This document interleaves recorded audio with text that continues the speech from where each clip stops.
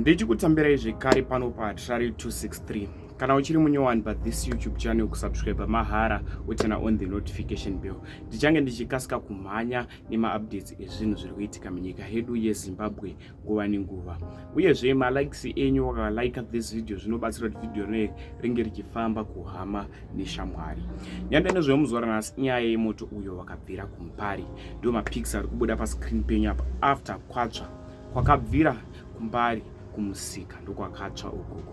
So ndine audio zvichitaura kunzi moto uyu wakatanga sei nevaive varipo. Tine audio yacho ndichaisa piki remunhu aitaura and then vadaisa audio yachona iri kutenderera mastreets esocial media kamutangiro kakaita moto wacho. Ndo audio yandichakuisirai. Pane mukadzi anga achichema ende vanhu vari kuchema zvikuru kuti ini ndanichangobva kuisa 5 ton dzake dzenzungu dzinoposta mari inosvika iyo 18,000 ndomutauro wazvaitwa. Zviri kunzi zvese zvatsva, hapana kana chinhu chakasara. Chakangosara masaga bhati zvese zvakatsva. Zvinorwadza, zvinosiririsa apo vanga vachitaura vachishushikana kuti vana vangu ndichavapei mari iyo yandakahodhesa ndandakaikwereta, handisi kutoziva kuti ndichatangira papi. Hama dzangu, zvinorwadza zvatakasangana nazvo kumusika kuMbare. Ndombiroita zvatofunga kucomment section pamusoro penyaya iyi. Murombo arove chinenguo zvishuwa. Half 8, quarter to 9, no smoke. But by that time, watanga wane moto, watanga kuona moto, wapatoitwa communication. Kuti patazosvikawo tima fire tenders vangu vatosvika. Saka zomanajawo patatora time kuti moto udzikire. So the area yatiri, what is the name of this area specifically? And can you also tell us my activities are going to come around the area where the big fire outbreak?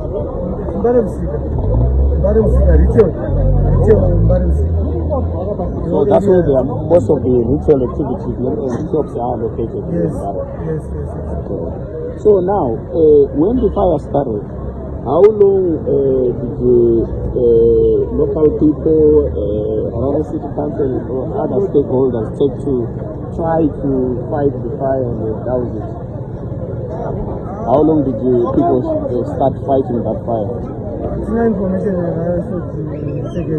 nekutanga kwaita moto senazvonambotaura asi patanga moto kwacho kwakwatisvike vanhu vazhinji vanenge vagara musika yavo kuti vanga varipo vacho vatiraya nekwavanogara kusvika 5 brigade nesitoparare yauya but chatirwadza nechekuti mafaya akatsenga auya azota 4 panzvimbo but papasina mvura kompleni yekuti masoseji achiwana mvura